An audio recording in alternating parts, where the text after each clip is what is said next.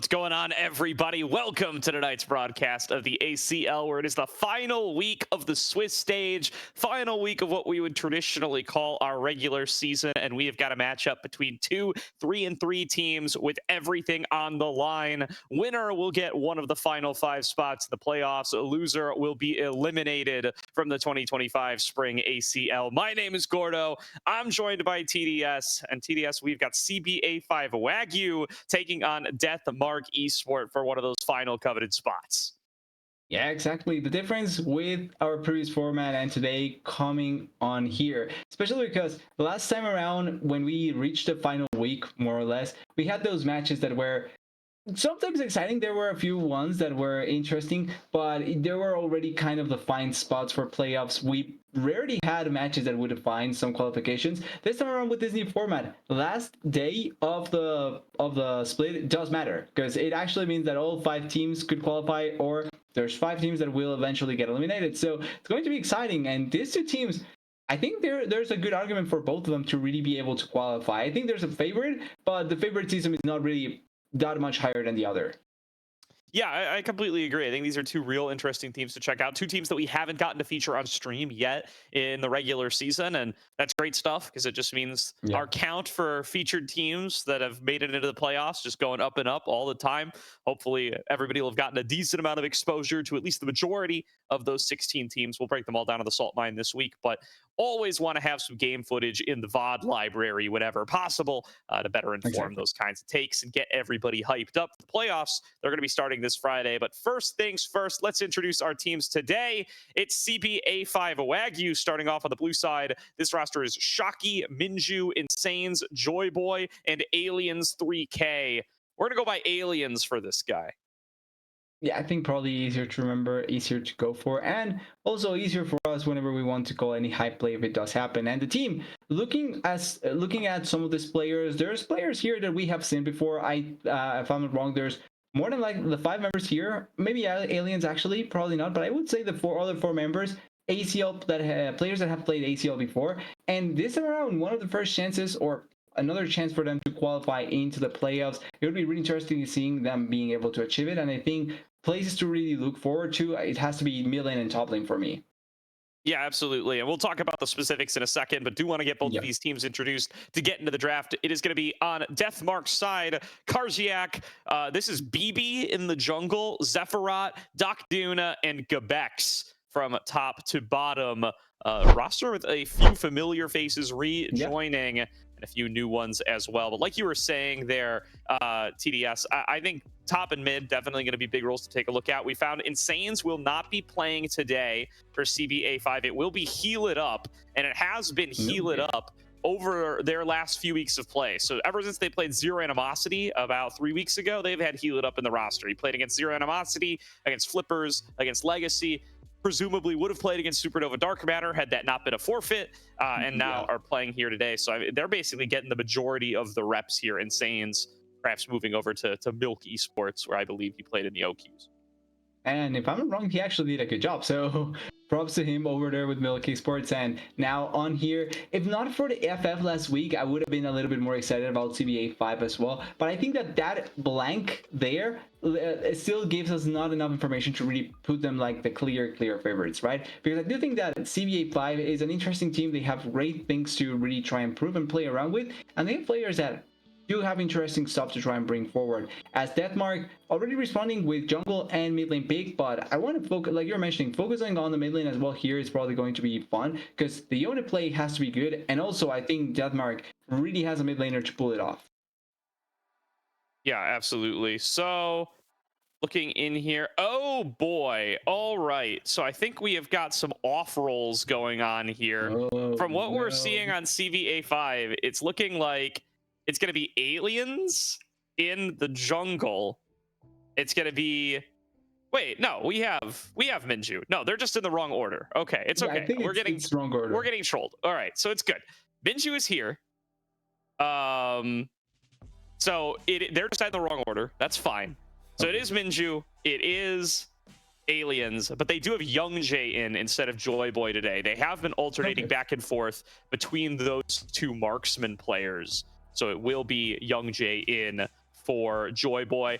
that doesn't make me too upset. I think both of these players have had some pretty successful results. When they upset Citadel in one game, they lost that series 2-1. They had Young Jae in the roster.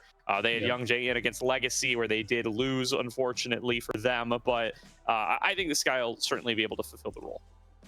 Yeah, certainly they can try and play something similar there. Although one thing that also kind of worries me is that rotating too many times the members can lead to sometimes not enough like understanding between each other. But maybe it's something that CBA5 it's probably not going to end up facing, as the pick of the Akali here, interesting to see against the Yone matchup, but with so much magical damage already drafted, I love this Galio pick here. Great against so much magical damage, and also if you have the Yone, you already have another champion to really try and get into the backline to follow up on you, or even the Sejuani. So all in all, really nice decision here by DeathMark, and also really nice accompanying pieces to really go with what they drafted. Yeah, all right. So, yeah, I think that'll be a really great start for them here as we get into the second round of bans. Supports being targeted on both sides. The Yone likely going to be the selection here for Zephyrat, who I do want to highlight here. We were talking about mid and top as some big highlight roles here. Zephyrat, you know, longtime mid laner of St. Clair. Great to see him back and competing with a DeathMark squad of, you know, some maybe lesser known names, but I think Karshiak's been able to put up some really good numbers in the top lane. Has had some really solid performances. BB as well, a player that's been around for a while. And then Doc Duna as an AML kind of promotion, was playing in AML not too long ago. Going to be a player that we're going to have our eyes on as well. Has been able to put together a couple of solid performances over the course of the regular season and wins against Supernova Dark Matter and Nova Sphere especially. So really should be a exciting crew here from a DeathMark. And CBA5 kind of in the same boat, right? When you're looking at Shocky, a player who was really like heralded as like this next big top laner for a couple of splits there, was definitely a player that people were really, really hyped on. Got close to NACL, didn't quite make it, and has taken a couple of splits off since then. So very happy to have him back and competing alongside the rest of the CBA5 Wagyu team, and alongside a very exciting rookie jungler in Minju, who we have not gotten to see prior to this ACL, and so far has been performing quite well. Yeah, exactly. The important part is really getting your base out there, your food out there, trying to really show what you're capable of. And I think Minju has been having a really good split so far. Obviously, closing it up with a playoffs qualification probably would be the best thing for them. But so far, I think they've been doing really good things. Only thing is all the moving around in terms of pieces, but if it can work out, then it's perfectly fine at the end of the day. I also want to focus on the attention that they threw towards the bot lane this game, the second round of bans, because 4 support bans, and immediately it's the Seraphine pick here. We saw something for Seraphine played recently in the AD carry position, not much in the support role. And I think with what you've already drafted as DeathMark, I think the Seraphine fits really well, just being a facilitator for them and being able to deal damage or support from a safe distance. And as the answer, I think CBA can go for an extremely just hyper carry focused AD carry. I'm not sure if the Bane would be my pick, but anything can go there. Or something more utility based like the Ezreal, like the Jhin, especially when you already have things like the Akali and the Rumble. It's not bad to take a back step and go for something like that. Maybe even the Ashe could be another option as well. Or Kalista. Yeah, I do like the Ashe as a combo with the Seraphine in particular. If you're going to run that champion at support, I think you do want to get a little bit of extra synergy out of there rather than just pairing it up with any old thing. CBA5 now with their choice of marksman. Pair up with this Renata, the traditional duo often going to be that Kalista, but Young Jae going to opt for the Corki here, champion that he has gone for previously when he has been in this lineup. This will be his third Corki game of the season. Shocky on the Rumble, a really strong Akali pick in mid lane, although this is going to be for Heal It Up, a player that we have seen a little bit less of, but also I think has played in Masters Leagues for a long time. So I think another kind of promotee coming up. I know Aliens is in that category as well.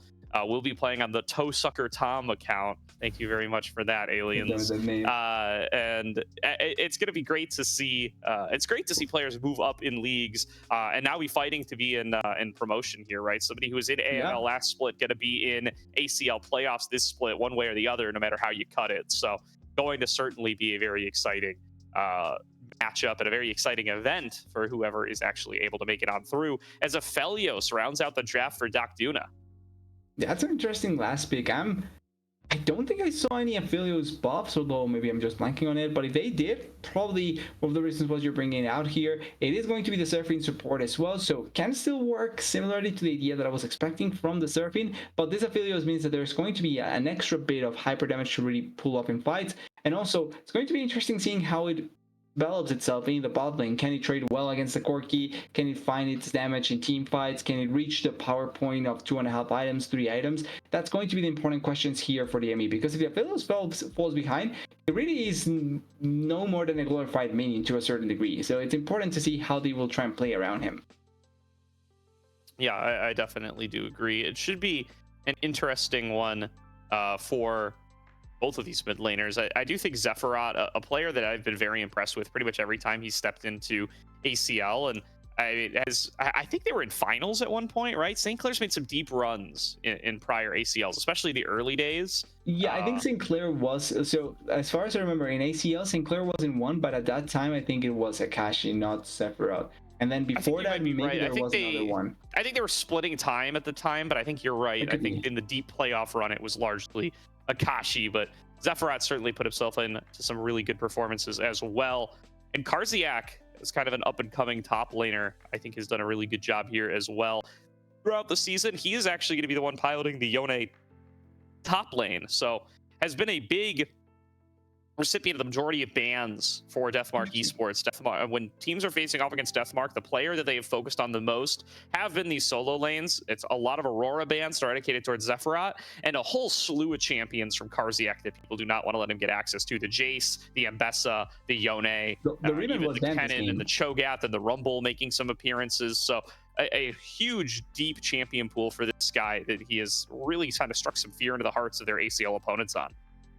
Yeah, and it certainly works out to have a player that you can have so much attention put onto, and it opens up space for different players here. And on the Yone, you have to be the hypey player. You have to be able to pull up your way to try and go for different things and try and make it so that you can be the hyper carry, similar to what we saw from Mint last time, where you knew that Orianna was going to be the player to watch out for, and he did a great job at that. Maybe Karziak is going to have to take that sort of mantle as well here, but it is a Yone, and it is a champion also that you can try and control and kill effectively. The main thing that I'm kind of interested here is the reasoning behind sending Sephiroth to, or the Galio for Sephiroth instead of leaving it to Karziak, because most times it's the Galio being the counter pick for the Rumble. But obviously it can work here against the Akali. Only thing is that I'm kind of curious if it's that they fear more just the skill matchup between the Akali and the Yone, more so than just trying to fight it out in the top lane with the Yone.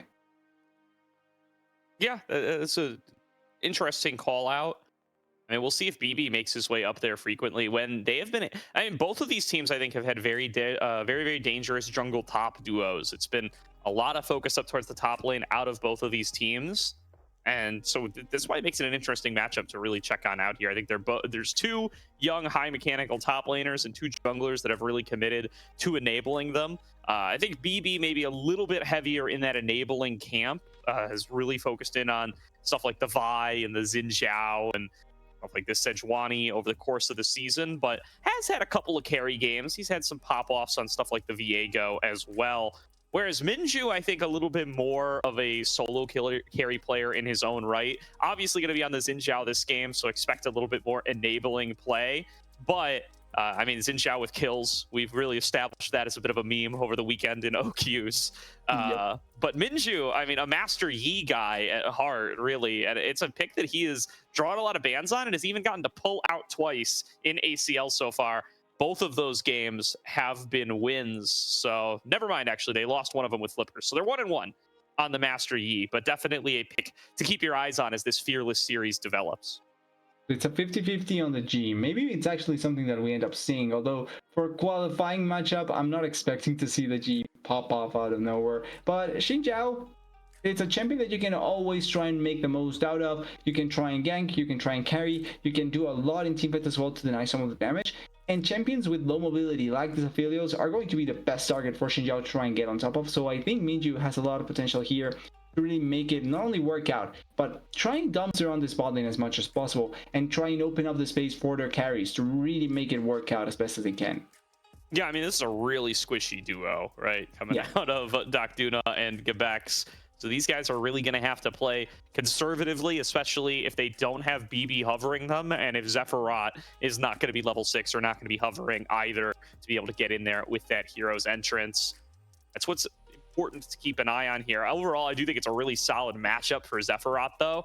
Big AoEs for the Galio, kind of a bit of a pain for the Akali, who's going to be trying to hide out in the Shroud, and that big taunt certainly makes things difficult if you are an Akali. So a great matchup that Zephyrat's been able to get for himself here, and he has like quietly been one of the most consistent performers on this DeathMark esports team. I think they really appreciate having his veterancy in the mid lane, and he's always able to perform even in losses. He's been one of their most consistent and best performing players.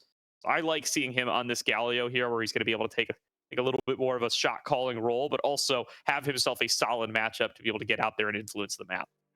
Yeah, having a rock like Sephiroth, like you're mentioning, gives a lot of freedom and possibility for the rest of the team. Players that maybe don't feel as comfortable or don't have as much experience get to have a little bit of a pass if a member can take the full brunt of all the pressure, plus also of knowing what to do in certain situations. And I think Sephiroth feels that propose really well. Also is a really good enabler in general. So I think that having this sort of player in your team that can really kind of hold your hand in multiple situations is going to be really ideal for you. And it could open up for someone like Karsiak, like we were mentioning before, someone that feels more the carry role, to be freed up completely and just be able to run everything around. Meanwhile, Sephiroth stays controlled, calm, and just as a rock stays still without causing anything big, but helping the team out greatly.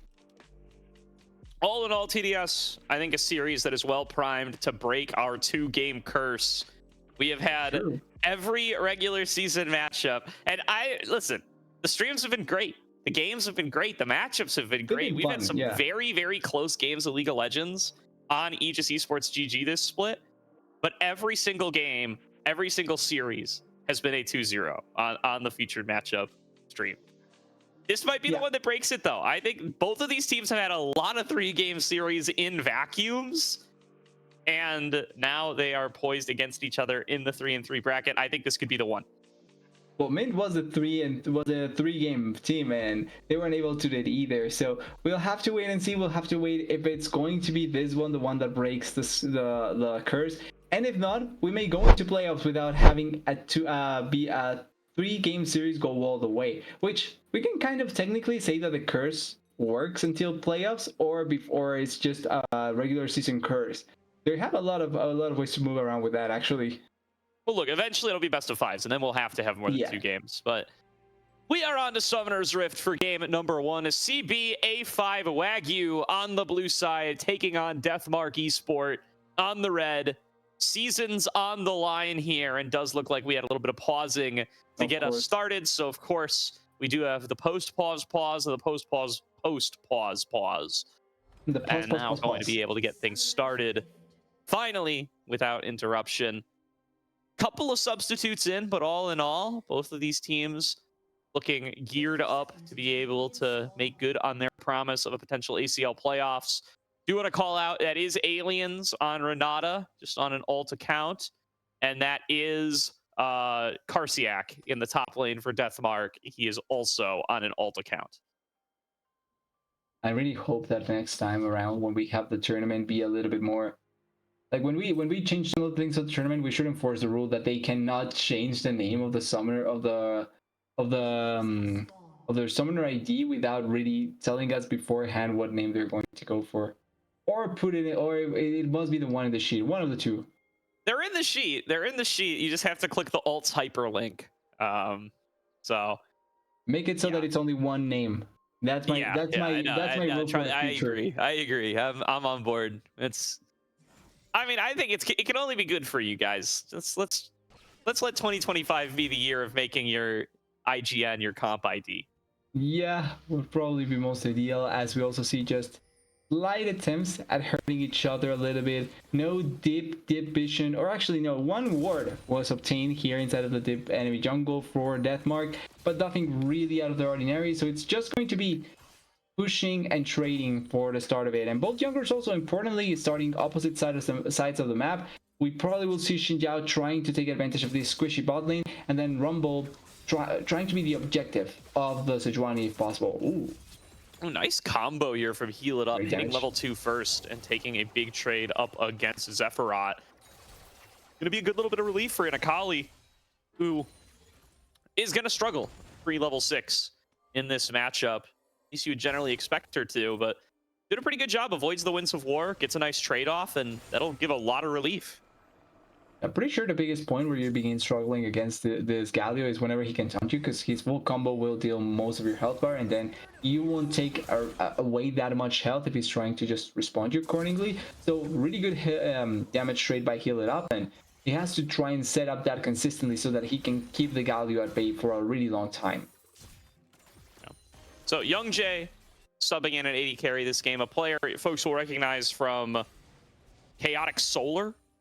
If you remember back a couple of years ago, that was a team competing in OQs, competing in ACLs. That's the only big notable appearance I have from him.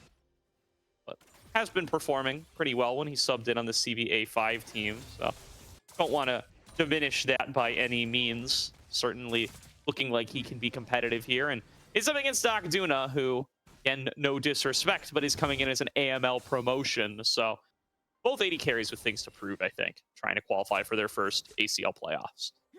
Yeah, it's not like, I will say it's kind of not like the biggest Starkey 80 carry matchup we have had so far, but it certainly is quite an interesting one. Both 80 carries trying to prove each other, like you're mentioning, both of them trying to make a mark in the ACL and also show that they can be one of the players to really begin and rising up. Particularly Dogduna, being an AML graduate means that you're going to have all the time that pressure of if he's able to deliver at this level or if his level is stuck down there, right? So it's important for him to really be able to show up now when it matters. Yeah, and I mean, Aliens, his lane opponent here on the Renata in that same boat. So yeah, very cool to see these two face off against one another. At least one AML graduate will be in playoffs. Yeah, it's a fun little story to have for sure, to be able to make your way here so quickly in our new format. Definitely feels like you can't attribute things to luck of the draw or anything either now, as you do have to win 4 series one way or the other, and they're going to be against teams who have also been able to pick up those crucial wins to compete up against you. So a very, very spicy regular season so far. Already some teams that we would have expected to be in playoffs eliminated, and certainly going to be some teams that we didn't have pegged as playoff contenders that will be qualifying today. Among them might be these teams. Both were seated relatively low. You think CBA 5 I know was a tier 4 team, DeathMark a tier 3 team, so neither would have been in the top 16 seeds, but making it anyway. Hey, they are here for a reason, and they are fighting for a spot because they've been able to be just good enough to be able to go for it, as Duna going really aggressive.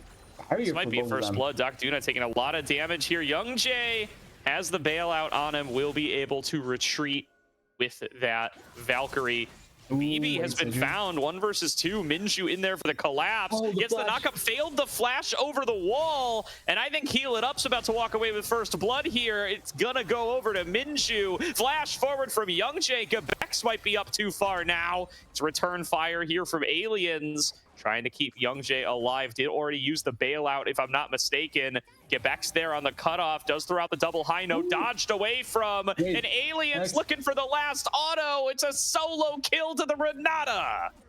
Surprised that there was only a solo kill there, but it's 2 kills out of nowhere for CBA 5, and DeathMark taking the full brunt of the damage down there. Important in the jungle. Great pickup they found on to be able to just log the Citron in that position, and then also take advantage of the fact that there was no flash. Ooh, maybe a little catch on a Minju here, trying to flash away, going to get stunned up. Beautifully placed equalizer. Shocky trying to bail out his jungler, but mid lane has arrived. Zephyrat in there with the heroic entrance, going to be able to pick up the kill onto Minju. It's a little too late for Heal It Up to be able to regroup, or is it? To get involved here, feels safe on top of the vision ward, but won't be able to fight this one. Gets interrupted trying to tumble over. Now going to have to try to escape with the perfect execution. Stun is up and ready. Will go for the full retreat here. So ultimate blown without being able to pick up a kill, and DeathMark get themselves on the board. Yeah, importantly there was no shot for the Akali to be able to get the kill because of the amount of damage that she was going to be lacking against such a big Sejuani.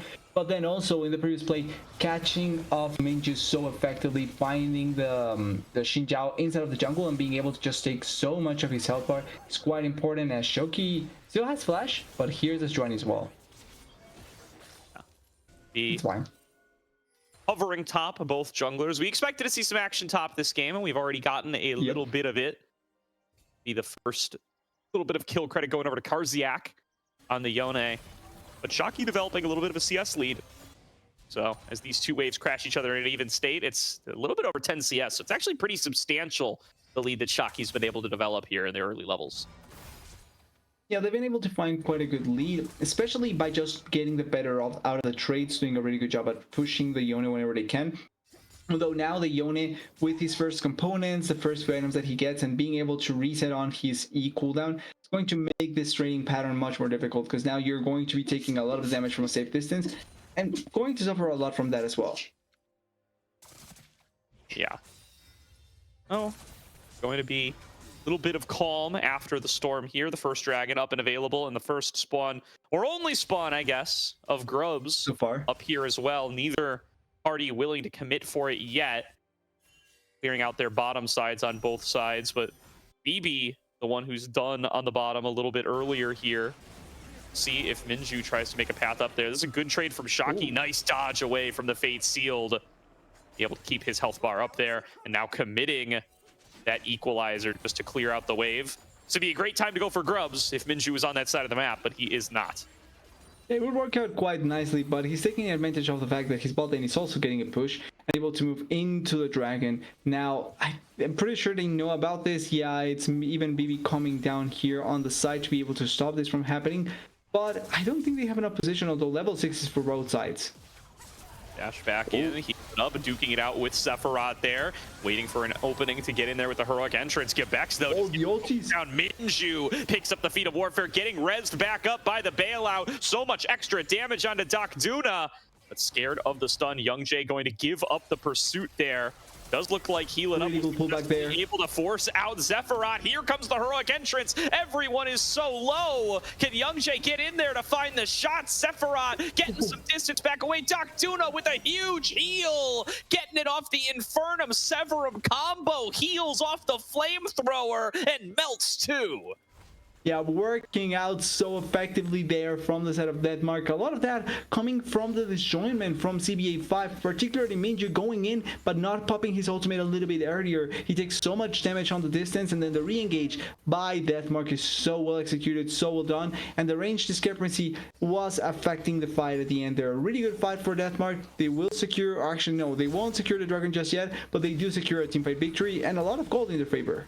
Yeah, and that's a 3-0 Aphelios now. Duna in a very comfortable position after we were looking a little dicey in the early laning phase as Young Jay and Aliens were finding really good trades onto him. Now Minju showing up top lane. A little bit dangerous for Karziak here. Smite into dash forward, looking for the knockup. Will find it. Wind becomes lightning. Flashing from Shocky just to guarantee it and to make things a little bit close. And it will be a kill in the top lane to CBA5. But we talked about it in the pregame TDS. Zinshao with kills, lol. 3 kills to Minju. Yeah, they've been going all his way, and Shoki there trying to get the help for the kill, instead almost needs help for himself because he was about to die. But still, something that you value, something that if used correctly can work out really well. And here they are pressuring Minju as Gebex in there a little bit deep, caught on vision and nowhere to go here. That's a kill for Young Jay. Well planned out by CB there to be able to get that collapse. Does look like it's going to be a cross map for 2 grubbies to DeathMark. Minju was fighting for him, but does look like he was forced out. So 2-1 in the grub count. DeathMark getting the objective credit. Yeah, exactly. He was able to be pushed away by the Sejuani. He did have more health there, BB, so it means that it's very difficult for them to really try and force anything else. Also, Rumble was going to back, so the timing was just not the right one to be able to try and force over there as Agent to be Kali, but it's not going to. Oh, there's going to be a double taunt, and there's an execute from Heal It Up. Going to be bailed out, but I don't think they're going to be able to get the kill back in time. Now stunned up is Aliens, takes an amped up turret shot, and BB makes it into a 2-for-1. Yeah, with the turret, it's not a 2v2, it's a 3v2, and they take so much damage off of that turret shot. The initial idea may have been good enough, but then you waited so long, you took so much time to be able to try and not only kill him, but fight back, and it's so easy to then heal it up. And the control against this Akali is going to be so massive. We were mentioning the Galio being able to control certain areas thanks to his W, but the Seraphine as well will have a lot of control over this Akali and will make her life really, really difficult. Yeah, definitely going to be difficult to try to team fight into the amount of really powerful team fighting tools that DeathMark have got for themselves here, and they've set their Aphelios up for success. That's my Aphelios with Yomu. Yeah, I mean, I like the Aphelios with Yomu, especially now that you can put levels into lethality. Just lets you deal so much burst earlier on. Makes it a But is he gonna go more lethality, or will he just take this and go for something else? Yeah, that's the question, right? Like if this is just a one-off, or if it's going to be the build. I'm pretty sure it's just for the power spike with maxing the lethality stat that you could get, and then he's going to go more traditional AD carry from there. But we will find out what DocDuna wants to go for, but it will give him a lot of that upfront burst, and they do secure a dragon. He just takes it solo, by the way, while everybody else is busy with their other activities. So DeathMark get their second early objective, add to the count. Yeah, full on lethality value, they're able to take down the dragon so easily, and also the chakram's always helpful to take down these objectives and advantages in your favor really quickly, as taking a little bit of damage there, Renata actually not going to be happy after that, and also just stopping the back there, probably not enough gold anyway, but interesting that they decided to stop at that point when the wave was just coming back up. To see, going to be able to make the next move. BB hovering up topside still. Talked about this earlier, right? DeathMark has been all about this jungle top duo, perhaps even more so than CBA5, although both teams have emphasized it heavily. BB really staying inside of Karsiak's pocket over the course of this game. The melee plus Sejuani duo, tried and true, trusting that the rest of the teams will be able to handle on their own. And so far, DocDuna especially has made good on that big cleanup on the bottom side, putting him in a comfortably ahead position. Now it's time to duke it out, and look at that lethality. Gonna be able to take down aliens in the 2-on-2. There were members from CBA5 approaching, but it's too little too late, and now a TP in from Zephyrat to keep the fight going. Chain CC on the Minju makes it a double kill to DocDuna. Yeah, the chain CC is just enough there, but particularly the first part, getting so much damage onto the Renata, blowing her up so quickly and so easily, means that they just win the fight outright immediately. Not even able to throw the ultimate. She's just a stuck puppet in the middle, just waiting to die, and legitimately dying after a couple of shots from the Chakraman. These Aphelios will just keep getting stronger, and we'll find multiple more opportunities to try and get that kill. So they will. I mean, I think super comfortably ahead here are DeathMark, right? It's only a little bit over a 1k lead, but the fact that so much of it is held in the Aphelios and that so much of CB's gold is in this Xin Zhao, I mean, it's a night and day difference, and Aliens is caught again. Zephyrat might be able to finish him off even with Young Jay here. There's going to be the bailout, though, going to be moving across multiple members, or rather the hostile takeover. Quebec's going to end up falling to Young Jay. Zephyrat trying to fight this one out, but outnumbered. Forced to flash away. BB is here a little too late. I don't think they're going to be able to get anything back for this. Minju spotted on the ward. BB going to try to fend him off. At least getting a couple of heart steal procs from it. Young Jay going to be taunted, but too much damage too fast. Zephyrat's going to fall. BB's getting chased. Shockey's here as well. Layers down the red carpet. DocDuna arrives though. 1 kill, 2 kills, healing back, staying alive. Shockey has to give it up. And now over the wall, here comes Karsiak. Clean up a kill. He falls down, but BB's able to finish it, and the shuriken flip does not connect. DeathMark walking away with more gold on DocDuna. This guy is huge.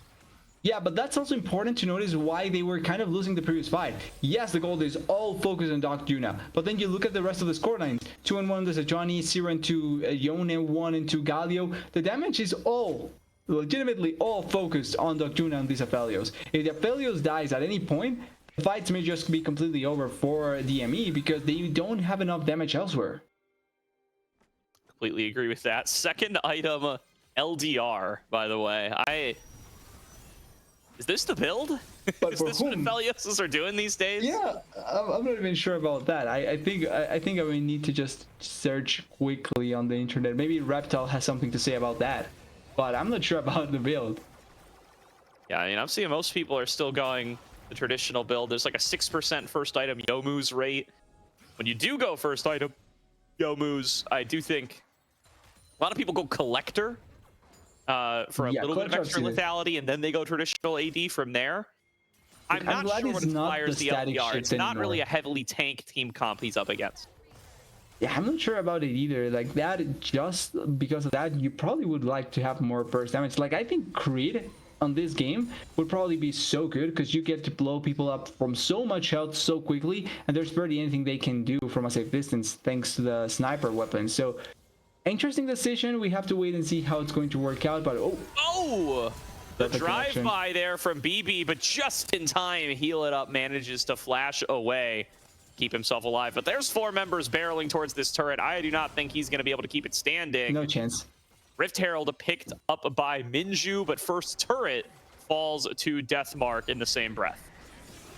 Yeah, they get the first turret, which is the most amount of gold they can get, but the Herald did come out and it's probably going to crash here. Can Shoki try and get some sort of value trying to kill? Yeah, I was thinking about that, but oh wait, kind of want to see if he goes for it. The tower goes down. By the way, that dragon pickup from DeathMark. Oh, he goes in for the second trade. Arziak loses a bunch of health again. Shoki's waiting for him to come back. Minju's going to be here. Needed to let that time out. And here is the heroic entrance from Zephyrat to bail out his top laner. Rest of the parties will have to back away here unless BB wants a little bit of smoke. Looking around to potentially jump over the wall. There's not a lot of vision here for DeathMark, though. Zephyrat walks the whole squad, loses most of his health. Here's Minju on the flank, and Youngjae takes him down. Yeah, questionable decision there by Sephiroth, not respecting the fact that they may be still in that area, and he pays with his life. No flash, no way to escape, and now they were pushing the minion wave. It's coming back up here, and they have damage to be able to try and take down this turret. Everyone else, it's 2 members on the mid lane, 1 member in the bot lane. This turret is given up completely at this point. Yeah, no, still trying to defend it, though. BB maybe overstaying his welcome here. The inner turret falls, and now he's just taking the full brunt of everything CBA5 have to throw at you. Hostile takeover comes through, only connects onto Gabex. Doc Duna posturing aggressively, but so much of the team's gold on his back, and everybody collapsing onto him. Heal him up, comes in with the combo. Doc Duna falls. It's a massive encore, but there's nobody here to take advantage of it. Heal It Up, going to be able to tumble back over the wall. 1 more 5-point strike. Make it 2 more, and Gabex will fall. Minju claims the kill, and just like that, CBA5 are right back in the lead. Yeah, but at the very least, the unit did get the turret in the process. What he was working for down there in the bot side, he does get it at the end. But really good fight for the side of CVA5, like you were mentioning. Really well decision making to just focus on Doc Duna. Try and make the Aphelios' life difficult as best as they can, but also the way that they try and make it so that they get the first pick, then they move as a unit, and even if there's members ready to collapse, if you get that first pick and the members are not ready, then you more than likely are going to find value, and that's precisely what happened in that fight. Now, for the next objective, the fact that they are ahead is going to be good, but the difference is not monumental. It's still just, what, 300 gold in favor of the side of DME, a lot of that on the Aphelios, but still 200 gold that they can make use of. Is now 2 dragons up our DeathMark, and they are going to start onto this Otacon. Wow, with everybody up on the map, I suppose they are under the shadow of darkness. Nobody quite aware of this. In fact, Minju already a little uneasy about even approaching. Now they see that it's happening, but the Otacon already below 5k. They throw down the equalizer so early. DME pulls the trigger. Doc Duna has good fight lines set up, has the backup of Zephyrat for the shielding. They finish off the Otacon. They clean up 2 kills, and DeathMark are in full control. Yeah, they found the picks that they needed, and they also turned that into the Otacon. And like you were mentioning, they thought that they were going to be able to get away with this. I would say particularly because they knew that there was not enough members ready to react, and even if they were, they would need to come into them. And having the Aphelios, the Galio, and the Yone makes that extremely easy to fight because you just control them in that same area that they are coming from, and then you fight with a safe distance from the Galio. As they are moving here topside, probably to collect some minions, some more gold, and just to be ready for the Baron buff spending in a few minutes. But really important dragon they get. It's just the second one, and probably Soul will be much better, but this control is important to have. So important to recognize gold pretty much dead even here, but DeathMark with a couple of hidden buffs, right? They've got the feats of strength, so they're already starting to upgrade the boots. You can see those tier 3 boots already completed on Doc Duna. And in addition, they do have that Otacon buff now as well, the Thornbound Otacon and the enhanced petals. That's giving them that extra XP. Not really showing in any level advantages here, other than Doc Duna over Young Jay, but might involve hitting some spikes a little bit early. We'll see if it ever manifests in anything that matters for a team fight.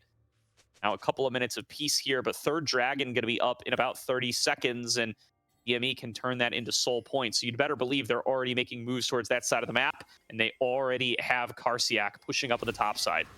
Oh, wait. There may be a kill here onto the Renata. Yeah, she's getting collapsed, and she's probably dead, although Kelly's also coming here. Maybe they can... Nice move by Sephiroth there to be able to close that out with the Justice Punch, heal it up. Kind of marking them on the side, but that is a Akali versus Sejuani. I don't think that's the matchup that you want. Heal it up going to be forced to back away, and DeathMark now find themselves in an advantage state with this dragon spawning up. It might just be theirs. It feels like it is. There's barely any attempt at a composition, and they really are playing like a team trying to hover between each other. Yes, they may ignore some minion waves, but they are doing a really good job at just trying to take the advantage that they can at full front value, as Kali gets a little bit picked up, but gets to escape. They also are trying to get... Oh, that is such a good core. Connects onto 2. They do manage to blow up Minju here. Stays alive thanks to the Crescent Guard. And now the collapse coming in. Shocky on the side, trying to burn him down with the rest of the damage he's got. Doc Duna maybe up a little bit far. Dive back in from Minju. Gets hit by the bailout, but melts down a second time. Young Jay coming in on the flank, but BB is there to mark him as the tankiest member, going to be a little bit more dangerous. BB gets pulled back in, though, right into the roasting flamethrower of Shocky.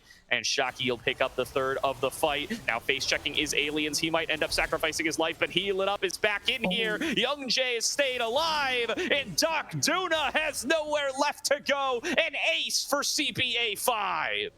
It's going side to side. Whoever can get the better of the other is going to have a really important lead, and really nice kills we see happening there. Shutdown taken away once again from Doc Duna, and the gold once again in value of the CVA 5 side. But because of how close these fights are, you really cannot take that at all as an important victory, because the next fight may be much more determining, especially with Dragon spawning already, with Baron spawning already. You have to take that into account that the next fight, it's going to be much bigger than this one.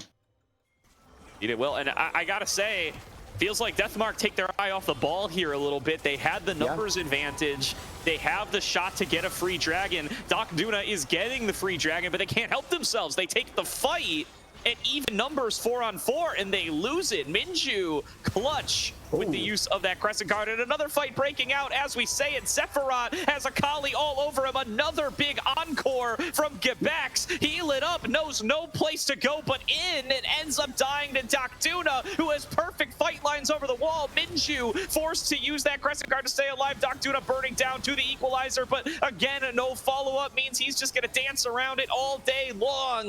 Karsiak looking for a way to the back line.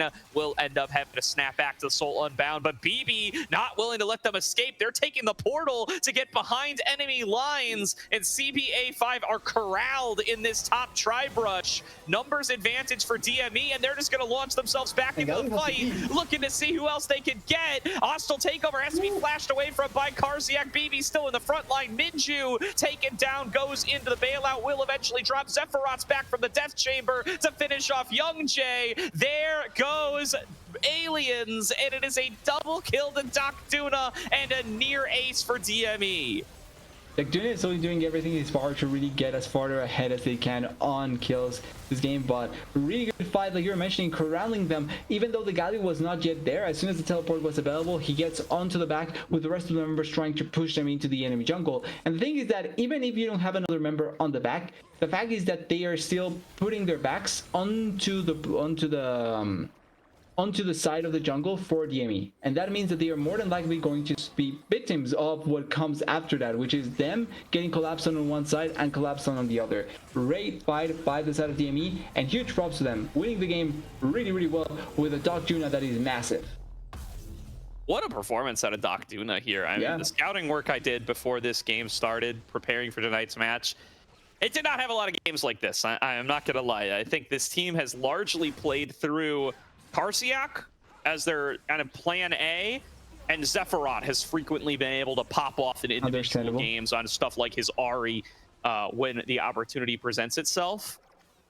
But boy, oh boy, I mean, Doc Duna really doing a great job in some of these outnumbered situations early on, and he's been fairly responsible with his lead since then, been very good at being able to find appropriate fight lines, avoid the Xin Zhao, avoid the Akali, and win out these fights for DME. Oh, I thought they were going to commit on that part, but yeah, it's been the consistent part of why DME ends up winning some of his fights. And also importantly, Karsiak, even though he hasn't really been like a shining star, he still has found ways to make himself valuable, same as Sephiroth. I think that that's the important separation that we need to make, where yes, Doc Juna is the biggest shining light so far, but it's because the team is really enabling them for that. Oh, Shoki, I think Shoki's dead. Yeah. I mean, this is going to be a well-timed ulti from Karsiak, and Shoki does drop a solo kill for Karsiak. Heal it up, going to try to make it even, but that does mean it's 3 versus 4 on the other side. Zephyros pulls the trigger with BB, but looks like they are not able to convert into an actual fight, so it's a 4v4 on the map. Yeah, it's a 4v4, but they did kill the Shoki a little bit earlier, so he's going to be spawning before that. I'm not sure if he has the teleport available by the time, but oh, Heal It Up is by himself here. Oh no, he misses the shuriken flip. That's painful there.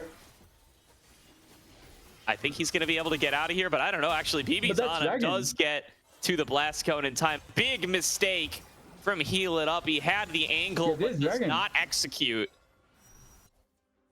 So this is an Aphelios with Hexaxol. Yeah, that's going to be scary. All those chakrams hitting you in the face, plus electrical shocks in the process. Yeah, I'm not sure it's going to be fun, as they want to Heal It Up as well.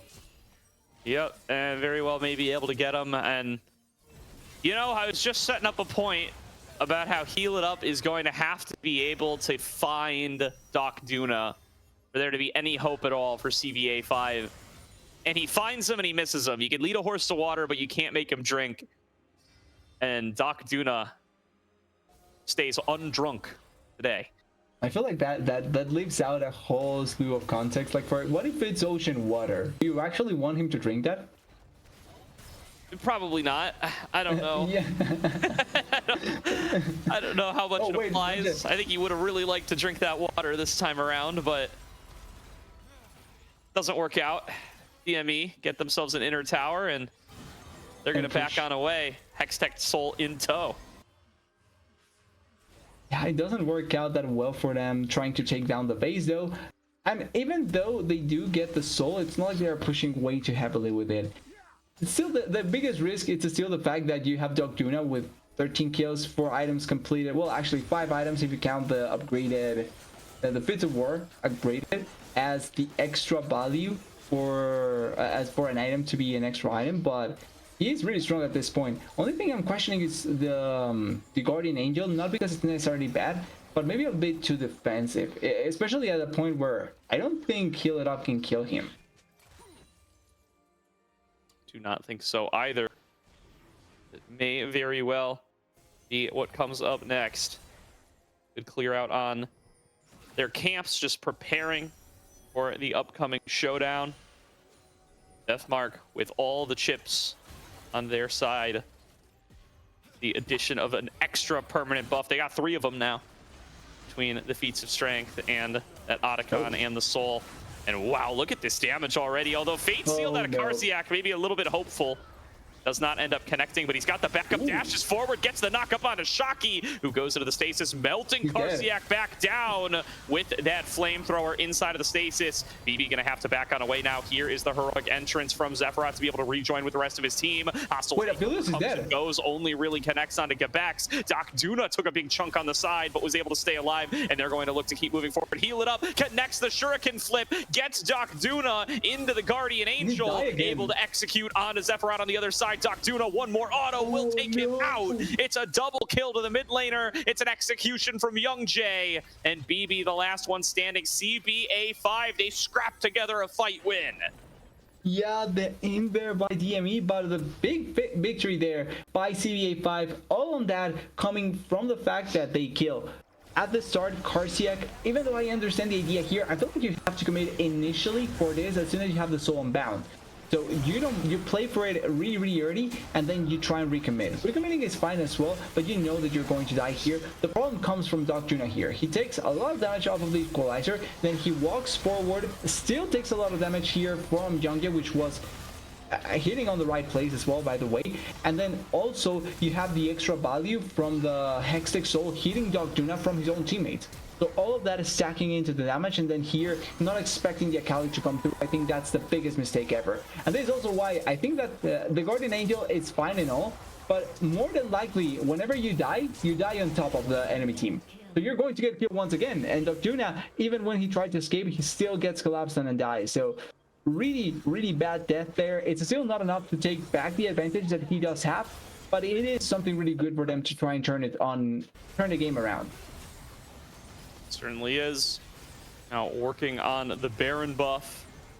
So it looks like CBA5 are not going to be in position to contest, so they are channeling the TP. They want to get over here. Baron has already fallen. Heal it up is marked on the side. Desperately trying to get out of way. Equalizer, though. The equalizer laid down, but nobody's stuck on top of it. Here's hostile takeover. Connects only onto Gabex. Does mean that they have some alone time with the other two members for now. Minju and Aliens working on the opposite side. There's a big encore connecting onto the full team. Zephyros and Doc Duna get to open up. BB and Zephyros winning on the opposite side, or rather BB and Karziak. And it's a double kill to Doc Duna, a 5-for-0 ace. DeathMark find their cleanest fight yet, and they're marching down to the base. Yeah, they want to kill this game off before there's even a chance for CBA5 to come back. And a really big team fight. There were multiple ultimates, though, from CBA5 that were connecting nicely. The problem is that the one clear denominator there is that Doc Duna never felt the burn from the ultimate or from the Renata ultimate either. So it really didn't turn around into anything, but huge game by DME, huge game by Doc Duna, and statement to try and make themselves be the team that will qualify. Really good first game there out of DeathMark Esport. And, I think a lot of people coming in would have expected CBA5 to be the favorite here. Yeah. Just with some names that are a little more familiar to us, particularly Shocky, who did put up a respectable Rumble performance, leads the entire game in damage dealt, but it is not enough. And DeathMark Esport walking away with the win off of a huge Aphelios performance from Doc Duna, giving them so much value in these team fights. Exactly, he did such a good job, and a lot of this also comes from that blunder that happened down there on the bot side, where they committed for after the dragon play, or the first dragon play, and they gave 3 kills to Aphelios. The game really gets out of control after that point. So even if Shocky does a lot on his own right, it was going to be difficult to stop this Aphelios, and then having an enchanter like the Seraphine to stop the damage from the Rumble ultimate was also crucial in a lot of these fights. Going to be a fun second game, seeing what their adaptation will be, but also what does Doc Duna bring out now, because typically you see a lot of AD carry bans, but this Aphelios is way out of the meta. So does that mean that he plays the meta thing, or does he go for these hyper carries? Yeah, I mean, it's going to be a really good question here. I think the Aphelios kind of a departure from what we've mostly seen from Doc Duna throughout the season. He played 1 game of Aphelios up against Conviction back in week 1, and since then hasn't busted it out, but a really great game from him on it this time. I wonder if we're starting to see a little bit of a shift in identity. Would be a little early to call that one, but has been mostly playing, the general meta stuff. A lot of Jhin, a lot of Misfortune, a lot of Quirky.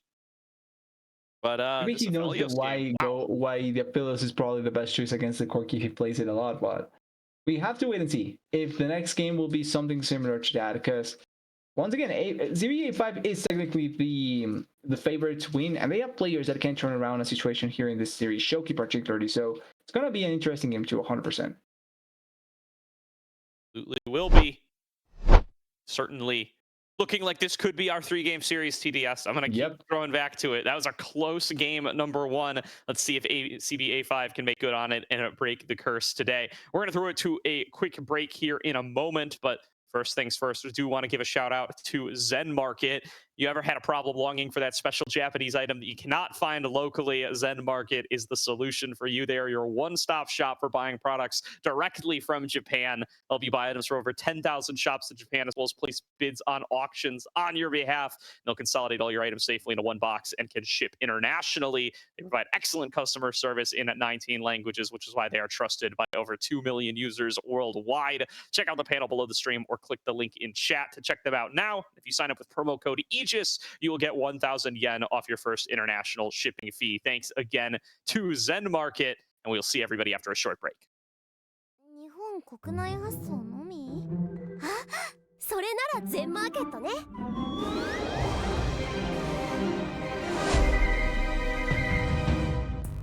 すごい迷宮だ。あの商品はどこに？あそこだ。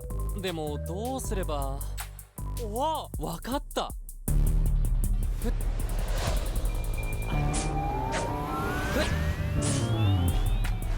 よっと。はっ。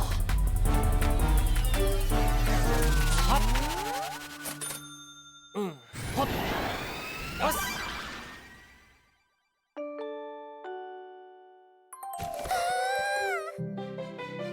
ありがとう、全マーケット。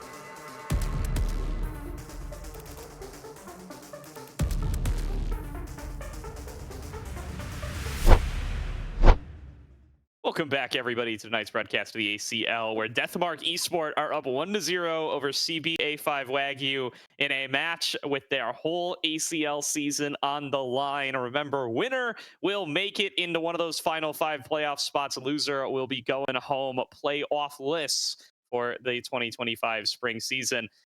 As high as the stakes are going to get here, TDS and DeathMark draw first blood off a huge performance from Doc Duna on the Aphelios.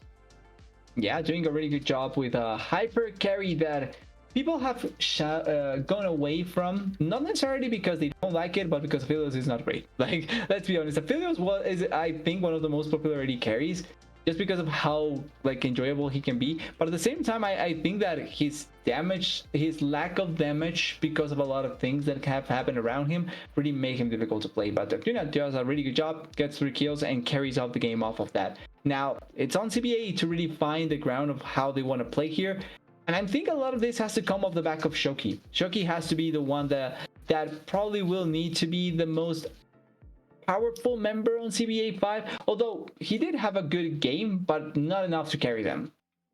I mean, I feel like it was a great, Rumble's so strong in the meta and was prioritized, right? I think that's their, they take it in their first round of picks, if I'm not mistaken. It was second pick, if I'm not wrong. It was Kali, so like they start off their draft with, they start off their draft with the Xin Zhao, and then they go Rumble Akali next. Yeah.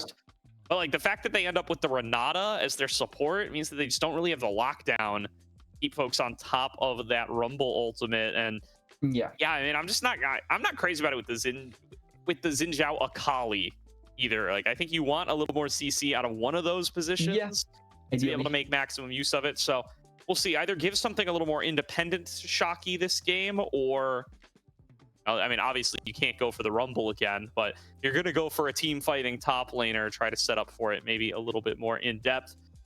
The Aatrox has been the big pick for Shocky throughout this season. We'll see if he gets a crack at it this game. I'm not sure if they banned it away in game number 1. I will check it very shortly.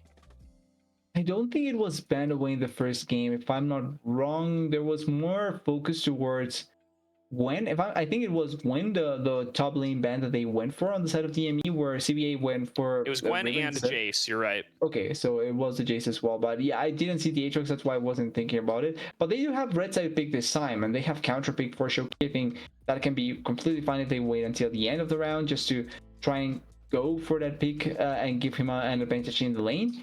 Or they can also go for just pick a stronger, one of the stronger champions in the lane and try and give him that advantage. You can always take the Ambessa, that is strong meta pick. You can always take the Gwen if it's open. You can always take the Jace if it's open, and just play off of that and give your other carries a little bit of a freer time if you give them the counter pick. Yeah, I could definitely see that one coming on through. I do also think, getting Young Jay and Aliens a solid matchup here could definitely help out as well. I mean, it felt like they were the stronger matchup on the Corki Renata, although that's not really a duo. It's a little bit of a mismatch there. It's a weird one. It's hard to resist the Corki when it's sitting up there, but I mean, definitely not something that people frequently pick with the Renata. And no, I mean, it's not like Aphelios Seraphine is tier 1 meta duos either, but it certainly ends up with Doc Duna and Gibex being able to outperform there. Some of that's just variance, right? You're not going to be able to get a random triple kill off a botched gank every single time. But the fact that they did, really pays off dividends here, as the Lucian going to be the first ban off a DeathMark to try to prevent some of those aggressive duos from coming through for Young Jay and Aliens. And there's Senna once again. So I would say 2 champion bans already from the previous game. Jace as well getting covered here and getting banned away here. I'm assuming CBA5 probably will be the one that has to take away the Gwen if they don't want to give it at all to Karsiak. And then in the previous game they banned away the Ribbon. I don't think you need to ban the Ribbon that specifically unless you're extremely scared of it or you have no answer for it. But yeah, the Ribbon is going to be the repeat pick. It's a Karsiak special. He hasn't busted it out. Strong. He hasn't busted it out in ACL yet. I question if he really would, but definitely paying some respect towards it is Shocky as a pick that he doesn't want to have to deal with. The Jace against Shocky going to continue to be banned. There goes Shocky's Gwen as well. Aatrox odds going up and up. I don't think DeathMark will be very likely to take this one away, as it's not really a Karsiak pick. The Nidalee, though, may very well be a Karsiak pick. This is a champion that has started to see a little bit more top lane popularity lately, and DeathMark snap it up. Yeah, and I'm kind of curious where it's going to end at. Obviously, it can be flexed into the jungle. We know that Lily can be that strong of a jungler if she is on the right hands. But interesting that they go for it as a first pick. I don't think there was going to be that much contest for the Nidalee, particularly as the Vi. I would think it's more than likely the pick for CBA 5. Point and click ultimate, really easy to follow up on a lot of people. And then also able to gank really effectively as well. So I'm not surprised to see the pick come here. And then I'm assuming, or I would say probably you can go for a support pick here or an AD carry pick. In the last game, they banned away 4 engaged supports. So I think this time around, you can maybe try and secure one for yourself, maybe something like the Nautilus or the Renata if you want to have the follow-up, or sorry, the Rel to follow up onto the buy. Or if not, you can take the AD carries instead. Go for the Jhin, go for the Ashe, go for the... Okay, that wasn't on my list, but Jinx, yeah, that All was right. a hyper carry. Yeah, that is going to be a hyper carry coming on through for Young Jay. He is a fan of the Jinx, as is Joy Boy. Both of these players have gone for a fair bit of Jinx. Joy Boy has played 3 Jinx games already, so this is certainly something CBA 5 is comfortable playing with, even if it's not traditionally Young Jay playing it. It has mostly been when they have Joy Boy in the roster. They do, in fact, snap up that Jinx alongside the Vi. I think the Vi is super strong here. DeathMark going in for the Azir. That's a classic for Zephyrat, something that he will be plenty comfortable on.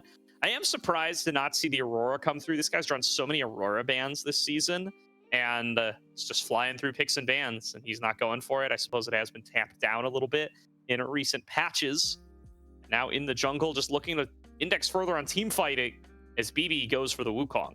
Yeah, so inching closer into what you were mentioning about that Nidalee top being more than likely the choice. Although Wukong top is also a possibility, not as frequent, I would say, as Nidalee top now, but certainly still a choice that you can opt into if you really think about going for a champion. The other option would have been AD carry Wukong when Senna was still like viable as a fasting Senna, but it's banned away even, so there's no possibility for that to happen there. And then the Ahri to lock it down. So this combo is, if you see Bai picked, more than likely you're seeing Ahri picked later, because like this combo is really bothersome to deal with. Great lockdown, great killing potential, a lot of damage, and also a lot of just consistent pick on the side that you can really make as much out of.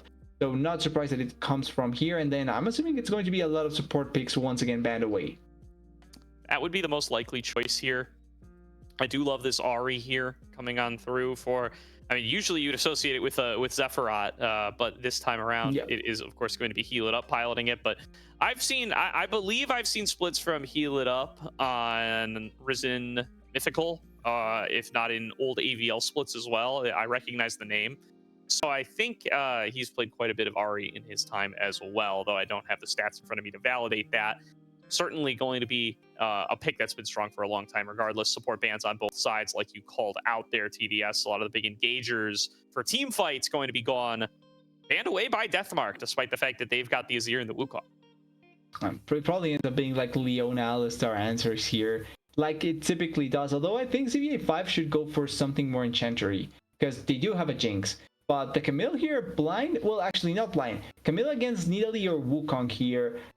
I'm actually not sure how the matchup is supposed to be played. It is technically range against melee, but then you have the lockdown to follow up onto the buy, and killing this Nidalee shouldn't be that difficult after that. And also the AD carry that comes through. We need to remember that no AD carry jet for DME, and there's not a lot of AD carries with mobility. I'm assuming if it's a Jhin, an Ashe, maybe an Ezreal could be the main choice here to stop that. Tankage is great for that. Yeah, to stop that full-on dive onto the Camille, and then you can opt into a hyper carry. Smolder was buffed, could be a Smolder angle, or maybe a Seri as well if you think that you want to play it here, although without Enchanter also suffers a little bit of the problem that I would put with the Jinx. Yeah, so I mean, you've already got Azir. I think it might just be like Misfortune, and you just go for like team fight. Misfortune, yeah. Yeah, it wouldn't shock me. Although, hey, you called it. It is the Zeri. They want the hyper carry. There's a lot of targeted lockdown for CBA 5. Like Camille Vi is what you would pick if you knew there was going to be Zeri on the other team, but DeathMark opt into it anyway, putting their faith in Doc Duna. And hey, I mean, if some lockdown's good, more lockdown must be better. Aliens going for the Thresh here. First pick of that for the season for him. We'll be pairing it alongside that Jinx to give it a little bit of extra escape tools against the likes of this Wukong and Azir. And just setting up for further hooks if you do connect that cease and desist, if you do connect a charm. Somebody's getting blown up every fight, and I'm going to be honest, odds are that it's going to be the Zeri. Yeah, it feels like it should be the Zeri. You have lockdown on Camille, you have lockdown on the Bai, you have lockdown on the Ahri, and why not add on top of that the Thresh? But the weird thing here, for me at least, is that I don't dislike the Thresh, but I think it's a little bit overkill when your main win condition or for late game is going to be the Jinx, and you don't have really any ways to like give her something extra. So it's really dependent on the Jinx arriving to that 4-item mark, and I think that just having a Lulu here or having a Milio even could have been much more ideal than having the Thresh, because you really don't need the engage. You have already Camille by. You can kind of already play it off with that, and it should work out. And the other part is that you're playing against a Tahm Kench. So even if you force your engage heavily onto the Zeri, the Devourer is still there to try and save it. I feel like, even though I understand the idea by CBA5 and the amount of burst that you can throw to the Zeri and completely delete her, that Tahm Kench pick may just completely disable the composition from CBA5 if they're not careful enough. Yeah, and it's not like I know the entirety of Aliens' champion pool like the back of my hand, but I'm kind of surprised you don't go Blitzcrank here if you're going to go hook champion. Yeah, actually, right? I think Blitzcrank would have been much better. That's the big Tahm Kench counter, right? So if you're going to go a hook champion here, obviously Dark Passage, good escape tool for the Jinx. So obviously Fresh offers some stuff that the rest do not, and Flay to dissuade a Wukong engage is also a pretty valuable tool, but you can technically also stop the dive from this year, but Kench. It does so much to hose everything that champion does. I would have liked to have seen it. Maybe I'm just primed for it because I got to watch Mixture play a sick Blitzcrank game in OQs over the weekend, and now I'm just fully Blitzcrank pilled. But he also did play. He also did play the Thresh, also Mixture. He did. He did. So we're biased into why the hook champs here may work out or not in that sense. I will say also, just remember, this is wasn't it Calamity who played the Thresh? Quickly thinking, I think Mixture pulled it off. Maybe I'm lucky. Actually, may have been Calamity. Either way, two great players that pull off great champs. So I'm not against either of them playing them. Two players in ACL playoff. Oh, actually, technically, Mixture's not in ACL playoffs yet. He needs to win with Legacy against Chain Vests. That series is ongoing as we speak. It was a Calamity based on what Caddy said. So yeah, fair enough. So they still not fully on ACL all Calamity already in the ACL playoffs. We know that. So, and the rest but still, good enough, I would say. Good enough for now. Also, I just wanted to quickly mention, because I found it interesting that they are going for this composition, this may be their last game of the split if they lose here. So putting all on a first pick, on a first time Thresh, it's kind of interesting from CBA. From their AML promotion. Yeah. Okay. Yeah, Aliens, I believe his first split in the ACL. Apologies if I'm wrong there, but from everything I can tell, seems to be. And yeah, I mean, pairing on up with a sub 80 carry, Young Jay has not played the majority of the season with this team. Only played 2 series with them prior to this one. This will be his 3rd out of the 7 that they've played. Heal It Up kind of appears to be their new starting mid laner here, but coming in on the Ahri. So a lot of faith being put in there. Of course, Shocky does get his Camille. You always got to make sure Shocky gets his picks. And I think he is the player to watch, right? If somebody on CBA 5 is going to clutch up, is going to show up to be able to carry this team to a game number 3 and try to drag this squad into playoffs, substitutes and all, it would be Shocky on his Camille, choosing it as a counter pick, knowing the Nidalee is face up, and that is what he is going up against for Karsiak. Banning away Karsiak's Riven to prevent that one from coming on through. Shocky gets comfort in the Camille, and he is for sure the player to watch. I expect to see Minju up there trying to set him up earlier on. Yeah, 100%. Like based on previous game, right? It's one side of the map against the other who can execute better on each side to try and be the main carry of the team. Last game, Doctuna gets 3 kills and he's able to carry. Maybe it's Shocky's time this game to get 3 kills and he can carry off of that. But the Camille gives you a lot of value, a lot of potential carry, a lot of also pressure on the side lane that other champions may not have. And importantly, it's also a great outplay champion. You can really go for those 1v2s, 1v1s really effectively and just make it work out as best as possible, even without the attention of the rest of the team. So there's a lot that Shocky can try and pull off here and make it so that he can be the main guy on the team and carry the game out. Because if not, it's going to be bye-bye for CBA5 Wagyu. Now, just waiting on this spec delay for a little bit longer. Just going to need to see CBA5, I think, avoid some of the key mechanical errors that really sank them last time, right? It was misplays on that gank, give the early triple kill to Doc Duna. It was cases like that pick from Heal It Up, just not quite executing on, missing the shuriken flip onto Doc Duna, not being able to make that pick. I hate to harp on it from the guy, but that does give up Dragon's Soul, right? And an opportunity where they could have contested it if they make that pick 4v3. They miss it, and it gives it over to DeathMark. DeathMark made some, I'm going to be honest, boneheaded decisions in game number 1, but they were able to fight their way through it by outplaying CBA5 in the team fights, by having fewer mechanical errors. CBA5 going to need to tighten up in this game number 2. Yeah, it really felt like DeathMark had such a good opportunity to just close out the game with the lead that they had, and they won thanks to the lead that they had, because in spite of that, like, they had some decisions that were questionable, like you're mentioning, and that really could have cost them, lying in situations that they probably shouldn't have, walking blindly in certain places that they didn't need to at all. And then also Doc Duna kind of like feeling stronger than he probably was at the time made it a little bit difficult for him to play some instances as well, but it worked out at the end. So we can't say much out of the fact that they did end up winning that first game, but certainly you need to clean up your game if you want to win the second one. And also, just looking into the future, you want to clean up your game a little bit more if you're going to go against some of the tougher competition that is here in the ACL, because this may be enough for CBA5 Wagyu, but obviously if you want to get a deeper run, you need to clean yourself up more. You certainly do. And you'll have more time, right? You qualify here, you have until Friday before you play your first playoffs match. If you lose that, you don't have to play again until a week from then. We will not have games next Monday because of Memorial Day. So we'll definitely buy you a little bit of time to work things out, figure out who your starters are. If your CBA5 does seem like Heal It Up is the new starting mid laner, but Young J Joy Boy seems to still be a little bit up in the air.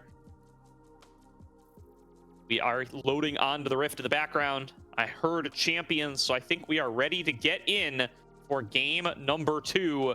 CBA5 Wagyu with their backs against the wall in what may be their last game of the ACL split. DeathMark 1 win away from qualifying to playoffs from Pool 3, Seed 2. Let's get started on a Summoner's Rift for game number 2. It is a true lower against higher, and lower is doing a really good job at that. So hopefully it can work out for DME. I will say I'm not biased in favor against any of these teams, but certainly having the story of the small guy being able to win is always great to have. And I think ACLs recently have been lacking that sort of story. I think we have had plenty of the big guys fighting it around, and I think having a small guy as well here and there is always great for putting pressure. Certainly is. Aliens hovering around on this Thresh. Curious to see how he will perform on it. Really has an opportunity to be a big difference maker on this Thresh, a pick that we have not seen him on yet. And to enable Young J to be the kind of carry that Doc Duna was in game number 1.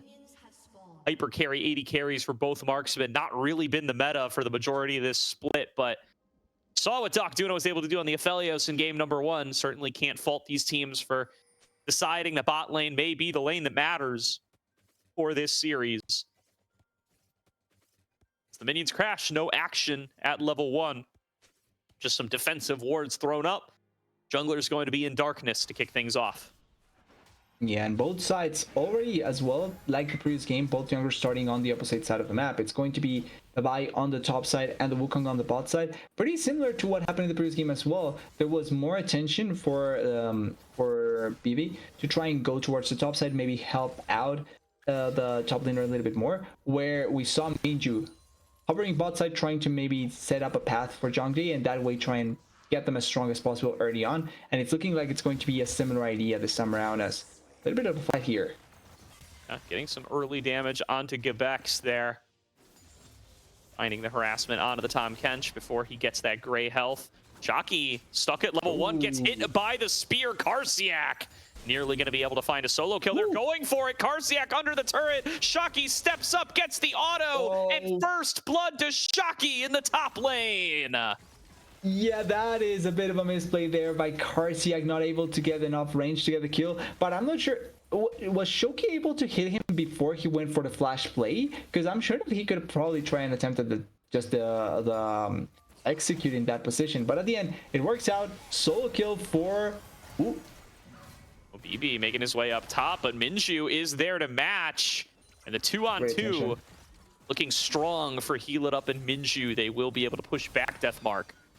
Yeah, already a huge start for the side of CBA5. We talked so much about how Shocky needs to be the one to carry it, and starting with a solo kill, it's certainly going to... Whoa. Oh, such close timing there from Heal It Up and Minju, but they don't execute. Heal It Up just the slightest bit late on the charm, leaves an opening for Zephyrat to flash, and he turns it back for a kill.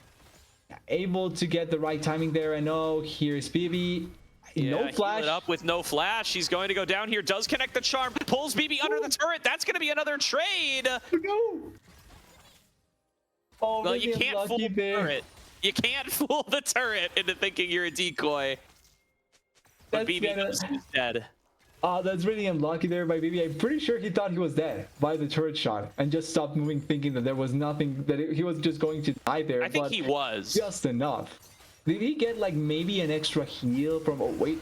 Oh, nice fighting nice combo, but I think that Abyssal Dive will get Gebex out of there.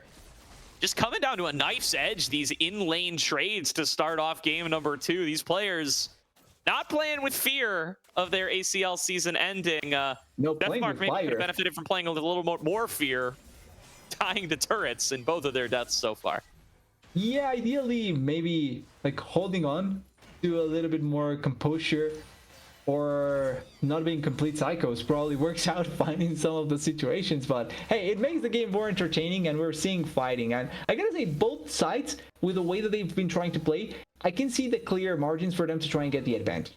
Like if on the top side Nidalee gets the kill, that's completely a doom lane, but fails a tad bit on the side, ends up paying the price with her life. And then in the mid lane, if you shut down Sephiroth like here, great charm. Beautiful charm that time. Heal It Up, gets some redemption for the mistaken charm earlier on. Plucks Zephyrat out of the shifting sands, and that will be Feat of Warfare going over to CBA5 Wagyu.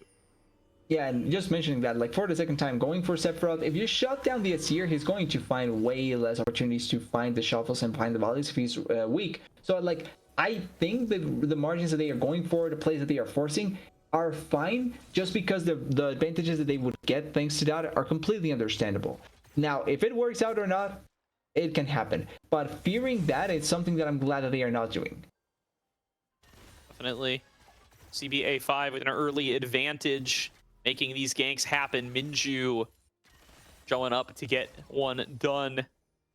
Youngjae maybe up a little bit far here, but will play with respect. An unfortunate position for his wave to be in here, though. Yep. He's going to try to push it out. Gets hit by the knock-up here. Tongue Lash Connect is going to have access to the Dark Passage, and that's what the Thresh has on the Blitzcrank. Alien's going to have no problem pulling his AD carry out to safety. Yeah, exactly, which works out really nicely there in that position. I would say, though, they did blow the ghost off of the Jinx, so at the very least, it's going to be much easier to try and collapse on her. Great sidestep, a lot of damage anyway, but those small margins in each lane are really showing up, and you can see the amount of damage that they can end up dealing thanks to that, as Shoki taking a lot of damage here. The range advantage is really hurting. Yeah, I mean, that's rough. I mean, he's already used the hook shot now. Shocky gonna have to go all in here, but that's an easy cleanup for Karsiak. Just disrespects the Nidalee, I think, using that hook shot willy-nilly, and Karsiak punishes. Yeah, this time around, Karsiak reading the situation right, and doing what he probably originally wanted to do but didn't pan out. So really good kill, really good counter to what was happening, and the fact that he gets the kill plus the CS deficit means that this top lane is really in an awful situation for Shoki. The player that we were expecting to maybe shine this time around, going to have to suffer a lot just off of the fact that you're playing this range against melee matchup. Yeah, I mean, Karsiak just gapping this lane. He's got double Shoki's CS at this stage. Now gets the solo kill. Things are looking grim for Shoki on his comfort pick here. And a really good showing from the young top laner here on DeathMark. Very impressive stuff on this Nidalee. Yeah, great job so far. And this also means that they will probably have the control over the top side to try and get the grubs if they really want to go for it. Meanwhile, the dragon will fall down in favor of CBA5. They will get some extra stats of tankiness, and Everett actually scared here because there is a huge minion wave, and the charm here hitting probably means death. Yeah, nice shifting sands there from Zephyrat to get out of the way. Very comfortable playing in these tight under tower situations. Another nice dodge there. Here's Karsiak finding Shoki yet again. Going to delay that reset a little bit more. It is a lane swap from Young Jae and Aliens here. Does not appear to be being matched by Duna and Gebek. So should set up for Minju to be able to come over here and take these grubs mid-priority. Sets up well for it as well. Yeah, the advantage they have in top is completely meaningless if you're changing sides now, sending the bot lane up here. And even though the response was kind of quick, the series already up here in the top side, the Nidalee has to back here. She has to go respond. And it also is this year way too late for this. So it is bound to be just a pretty easy grub collection for the side of CBA5, although maybe a kill. I mean, actually, Zephyrat TP, this is 5 versus 4. They do not have Shoki here, whereas it's all 5 members for DeathMark. But CBA5, they grab 2 grubs for 1 and they exit. Now Karsiak at a TP towards bot. So all in all, they don't lose too much. It's a big wave crash for Shoki, but I don't think it's going to really turn into much of anything. Nice move by DeathMark, though, utilizing their timers here to be able to come and prevent the full 3 grubs. It is, though, 2 grubs going pretty free for the side of CBA5, considering that nobody died, and they did have to commit teleport. Ooh, heal it up, trying to get away from there. Does land the charm, picks up the kill. BB caught underneath the tower and loses his life. Now a play into the top side. Flay back in. Gebek's full comboed by Aliens. And they're going to hand this one right to Young Jae. Super Mega DeathMark finds its mark. And they will be able to pick that one up. Yeah, great free kill up there for the side of CBA5. Free kill for the Jinx. Now a little bit more comfort for what she can do in this matchup. And then also the kill that they are able to get in the mid lane. Huge blunder by BB. I'm not sure what the decision was going to be there, especially considering that you don't have enough damage just yet to be able to take her down. And she does have flash down and ultimate down as well. I don't think the flash was heal it up. No flash, no ultimate will be dropping down here. Zephyrat commits the flash to cash out on the kill. Heal it up, finding some space, but surely there will be a Nimbus strike coming in here soon. Gets to the blast cone, and finally BB gets him. That was way too close for comfort at the end, being forced in that situation, and it means that you do get a kill and you can push onto the mid lane, but could have been way closer than that. Now, changing sides once again, knowing that they had Shoki's teleport, so it's going to take the Nidalee a little bit longer for them to be able to respond to this Camille. But with the kill that they are able to get and the fact that the series was already kind of backing away, she's going to respond to this no problem at all. They may try to dive this. Yeah, kind of pushing and pulling DeathMark around the map here, interrupting the recall from Karsiak. As long as Aliens gets away from this, it will be worth it. And he will. In fact, they're even going to find a little bit of a trade here. Duna over the wall, though, pops that lightning crash. A spear connects onto Aliens. Young Jae trying to kite this one out. Minju is en route, going to show up here with the cease and desist. There's the unstoppable force, and there's a pickup on towards Duna. Now trying to focus on towards Karsiak. Young Jae tight on the clicks here, has to be able to find his marks. A little bit up close with those rockets, but Heal It Up shows up to turn it back around. It's a 3-for-1 for CBA5. Yeah, they win it really effectively, and here you have to question all the decisions by DME because they were forcing a play where they already missed so many abilities. That was not the start that you're looking for if you want to force a fight, and they were really trying to make Youngjae's life suffer, but they just get completely outplayed in that situation. 2 kills for Youngjae now, 1 kill for the buy. I think Gary got another kill as well, and this is not the game you want to play if you're DME, and this is exactly the kind of game you want if you're CBA. Getting kills on your Ari, getting kills on your Jinx, and nothing responded back. Yeah, here's Aliens once again. Very active on the map this game, and CBA 5 on these lane swaps, I think, have really kind of broken the ankles of DeathMark. Yeah. They've been slow to respond to both of these plays. I mean, the first one gets them 2 grubs to 1, which isn't the biggest advantage in the world, but is a strictly positive play. And then the second one nets that triple kill as they're able to use the numbers advantage to disrupt the recalls on a delayed Karsiak. And the fact that Karsiak goes down there opens the door for Shocky to be able to get back into things. Was really starting to fall behind there, but has kind of been able to stem the bleeding now at a 25 CS deficit and now finding aggressive trades. Up against Karsiak, I still am concerned about him in the one-on-one, but having that Trinity Force completed makes him feel a whole lot better. Yeah, the Trinity Force is a slight lead that you can play with, that it's quite comfortable, although Karsiak just keeps on healing himself, and most of the damage that it suffers from the Camille just gets soaked up. So at the end, it feels like it doesn't really matter. But in the 1v1, at least Shoki can try and fight back in a way. They're trying to contest for this dragon. They do have first move on the side of CBA 5. And they don't have vision to know what they're doing in that bush. Oh, they get a Wukong. And it's onto the jungler. Devour comes through for Gebex. Oh, they are able to secure the smite. Now here comes Cease and Desist right in there on the BB. Youngjae going to get excited. Now with opportunities to fire back away. Flash there from Aliens to avoid that shuffle. Now just launching himself in there. He will end up going down there, trying to get Youngjae excited again. He's got just a little bit more health. They're firing back away. Gebex is healed a bunch though. Sephiroth's creating the space. He took down Heal It Up. Minju misses the punch. Finally able to take down Gebex. Now turning it back onto Doctuna. Just barely staying alive. Youngjae had already bailed on the fight. Had he been nearby, maybe an opportunity for a big Jinx moment there. But instead, it is simply going to be the trade. The Dragon did go to CB, though. Yeah, it's Dragon for the kills, but I think at this point in the game, you probably want the kills if you're DME, because you do need the gold more so than just the stats as much as possible. And Shoki trading once again, he really wants to port this, but a lot of the damage from Quebec's just simply much better. Although, yeah, I mean, the fact that he's got the Trinity Force does make a difference. Yeah, I mean, Shoki doesn't commit the ultimate there. I wonder. He could have gone in and finished that one. I mean, great smite here from Minju, but the fact that they aren't able to finish off Gebex, such a difference maker here.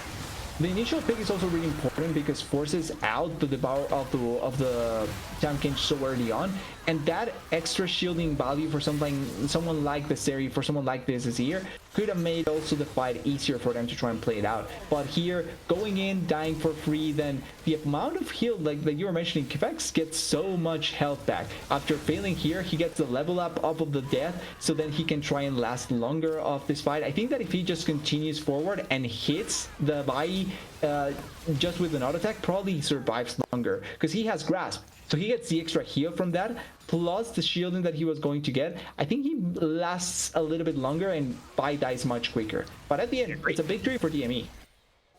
Agree, and it's a great awareness from Sephiroth too.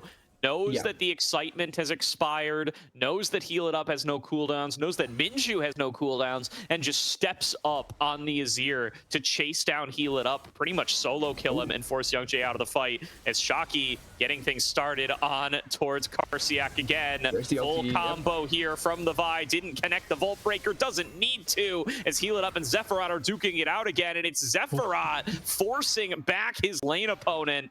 You wouldn't expect the Azir to win out in that one-on-one, but he does it that time. And here's BB to try to clean it up. Charm connects, flash away from Heal It Up, met by a flash from BB, and that will be a kill to DeathMark. Yeah, it's a flash for flash, but one death and the other one isn't. Although they did kill the Nilly up there in the top side, they get another kill for Shoki, which is really nice. And they will probably get this turret before... Actually, no, they already got the top lane one. So they get this turret to try and counter that up, but the gold lead is so very little for either side. Oh, did enough damage. Aliens is the one who is taking the majority of the damage and will end up falling down here. Oh, Sephiroth. Minju find each other. Zephyrat going to... Oh, here comes Super Mega Death Rocket. Not quite going to connect. Zephyrat walking away victorious once again. Clutching up here in what could qualify his team for the playoffs.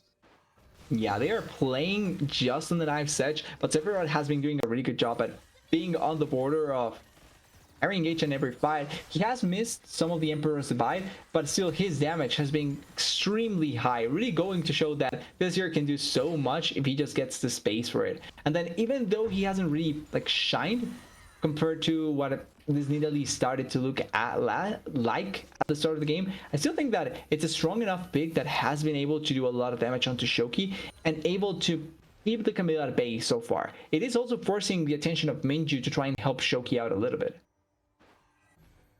It is. Minju, I think, has played a really solid game, by the way. Really been showing up to counter out a lot of what BB has gone for and has really put Shoki back into the game while also being able to support the rest of the team.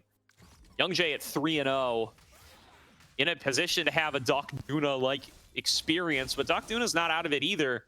Both these hyper carry marksmen find themselves in pretty solid positions here, and Shoki getting first strike in this battle is doing a huge job here. Follows him over with the Hextech Ultimatum. Beautiful play by Shoki.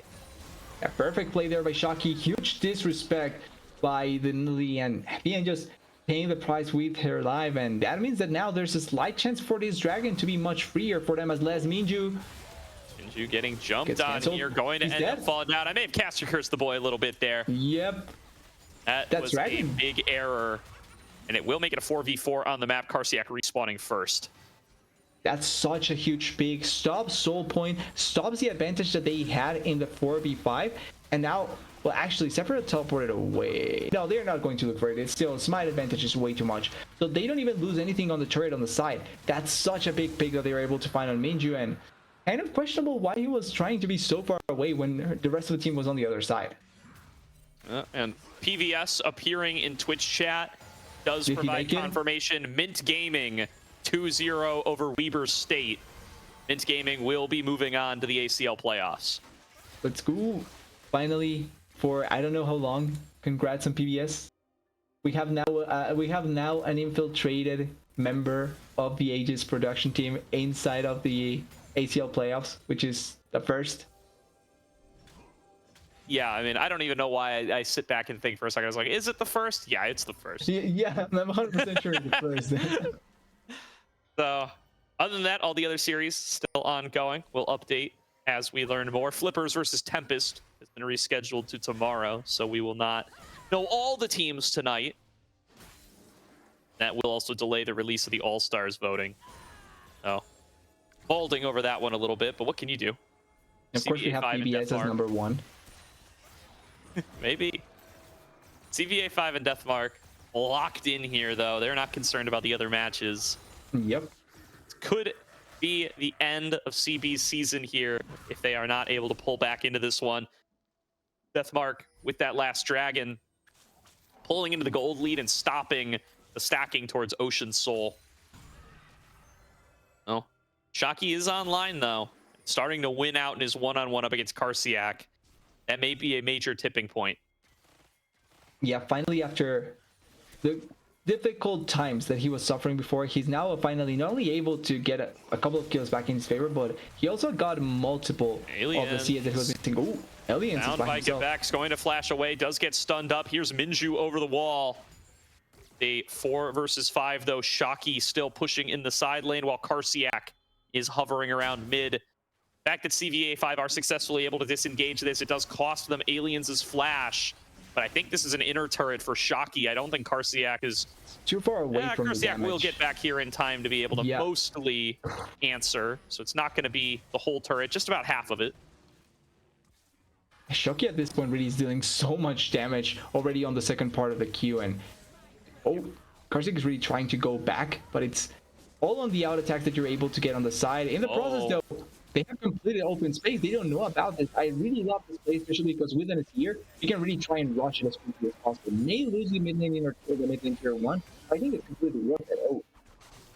Yeah, I think we're losing your mic a little bit there, TDS, but what a win here for DeathMark to be able to secure that Otacon. They just sneak it away for the second game in a row. They commit 3 control wards, they scan, and they go, hey guys, I think CBA5 is losing out on this again. They just aren't looking on the map. They don't have the vision. They sneak it away. It costs them a tower, but I mean, what a win there for DeathMark to once again get the Thornbound buff. Yeah, they get a lot of value off of this, and then if they can stack the dragons as well, plus the Anakin, a 4-stacked Ocean Soul with Anakin probably is going to be so difficult to deal with. Though at this point, really nice for them, and CBE needs to find something to really make it work out. Because yes, Shoki's doing a really good job, but it's not like they are turning the pressure from Shoki into anything else. It's not like they are trying to force a fight in on the side, or a pick on the side, or at that time an objective on the side. You have to make something out of the pressure from Shoki, and they weren't doing that at all.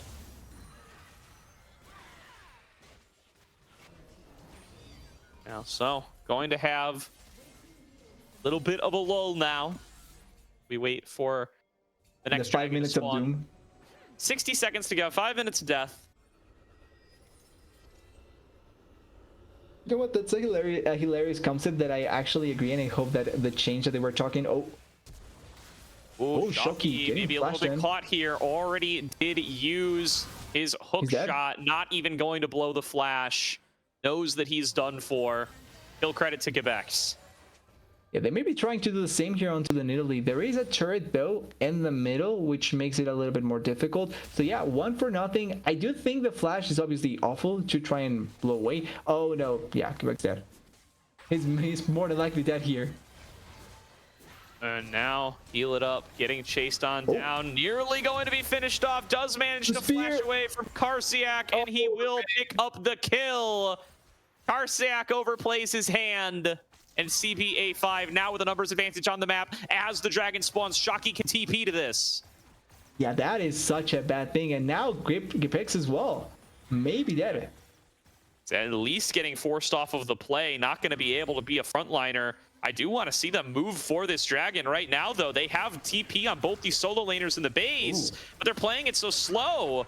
BB already starting off onto the dragon. Minju going to be able to turn this into a 50-50. This didn't have to be a 50-50 though. They will be able to steal it away. Never punished. CBA5 now on Soul Point, but this is a 3-on-3, a 3-on-4. 2 already. The solo laners are late. BB in there, able to take down Young Jay, able to move on to heal it up as well. And CBA5 are so greedy with their teleports, they get 5 for 0 aced. It just worked out for DME, and they may have lost the soul point, but they clearly are going to get much more. It's a teleport also to the top side. They will get tier 3 inside of the base. They probably can get an inhibitor, and they will get tier 2 as well. Only reason why they cannot get Baron is because it hasn't spawned yet, but they can even just take inhibitor here and go rush the Baron buff because they have a seer. Shoki and Heal It Up are down for a couple of seconds still, 10 seconds. They have so much damage in such a quick take that I think they can try and rush it, but they will respect it, and I think that's still a good enough choice. But here the 50-50 doesn't go their way, but you were right there. It's a 50-50 with only 3 members against 4, so if they just re-engage, and the huge amount of damage that Sephiroth and Seri were doing on the side was enough to be able to take them down. Shoki trying to kill the Seri here, not enough damage at the end, and also Bibi able to solo kill the Jinx by herself, and that's why having an enchanter is always important, because if you leave the Jinx by herself against most champions, she probably dies.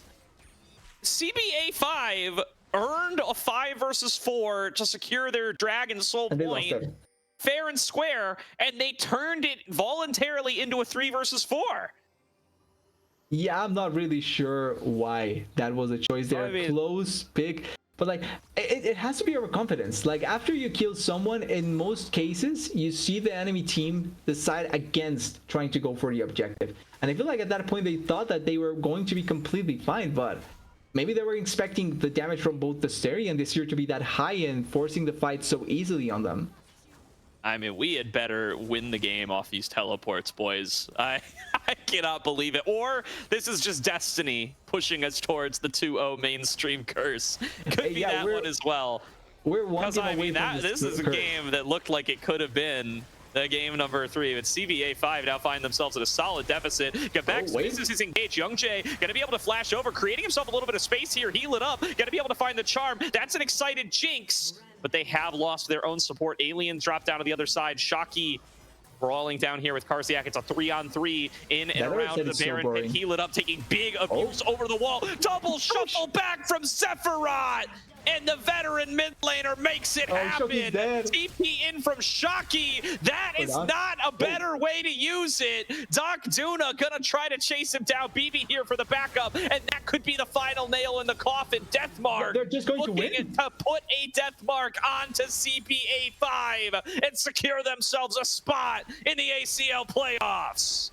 Yeah, I'll go even one step further. They pull the trigger and they are going for the kill. It's going to be Minju still here plus the Thresh, but they have enough damage. I think the Sephiroth is enough to just take this down. Yeah, that's it. 8 seconds on Young Jay. Minju desperately trying to fight it out, finds the knockback, but he will fall. It's another ace for DeathMark. We're still the whole regular season.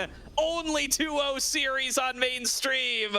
And DeathMark Esport qualify for their first ACL playoffs. Huge props to them. They played it how they needed to. We have the replay here. I like the decision here for the Baron if they can turn it around nicely, right? That was the plan all along. Now, it did fail a little bit trying to hit onto Jungjae. Jungjae is able to escape on the side with a great flash, but they get traded here. Support for support. The problem comes after the fact. Why are you positioning so separated from each other? Look where Heal It Up and Jungjae are in an awful spot compared to where Minju is. They go opposite ways thinking that the Baron is up, and then here Sephiroth is just waiting so much damage and a great flash, knowing that Jungjae has no flash either. It's just really badly played along during all the continuation. And like they did here, if they kill Shoki, it's game over, because Bai and Thresh are not going to be enough to stop this onslaught from the super minions and the Asir.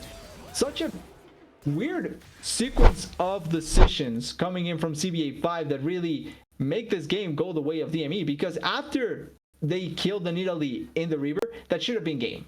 It's sole point in to just control the game with Shoki and you win it. It's fine. Yeah, I completely agree there. It had a major opportunity to turn the game around that was not capitalized on. Now, very curious to see this team in playoffs. DeathMark Esports showing quite a bit here in this series. Some really great execution in these fights. I think Sephiroth and Karsiak, we talked about the solo lanes being major focuses for this team, and I think both of them showed out handedly tonight. Are they the lowest seed going into playoffs from the remaining teams, or are they one of the lowest? They are tier 3, seed 2. I am not sure off the top of my head who else is still in that would be lower. I mean, Mint would be lower. Weber State just got eliminated. If Chain Vests were to make it, they would be lower. Pookie Bears are lower. BBW, if they make it, would be lower. So there's a few teams. There's at least one team lower than them because Mint is lower and Mint has already qualified. Okay. Which, by the way, I didn't notice just quickly, but Chainbest is 1-on-1 with Legacy. Damn. Yeah. Series getting close here. I don't know that we have any admins around to do an interview, so I don't know if we're going to get one this time. But what a regular season here. Still games being played. They are going to game number 3 over on the Salt Mine, where Calamity and Bikini Bottom Warriors are tied up 1-1.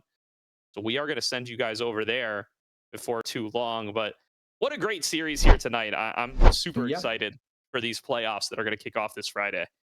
I hope that this was just the regular season like curse, and we actually will get like from now on full series going forward into playoffs. Like every match will go all the distance, even the BO5 ones. That's the opposite that I'm hoping for, because this curse really impacted some great series that really could have gone all the way. Yeah, definitely could have here. Tempest as well certainly could have also ended up as a lower seed there, like 30th coming in, and they have a chance to make it if they're able to take down Flippers. So a lot of teams still playing for it. A lot of seeding left to be determined based on the remaining 4 series, I think, or the remaining 3 series, because Mint has already won. So Legacy Chain Vests still going on. BBW Calamity, where we're about to send you, going to game number 3. and Tempest Flippers to be played tomorrow. But that is going to do it here for our stream of the ACL. We will be back on Friday with the first round of playoffs. So get excited for that one. Stay tuned for All-Star ballots, which will be posted publicly before too long. Get some votes in there to see which of your favorite players will be getting All-Star awards for this regular season. Shout out once again to Zen Market. That is promo code Aegis for 1,000 yen off your first international shipping fee. Thank you to them again for sponsoring the ACL. And we are going to close out the stream there, send you guys over to the salt mine. So for myself, TDS, and Caddy on production, thank you all for hanging out with us tonight, and we will see you next time.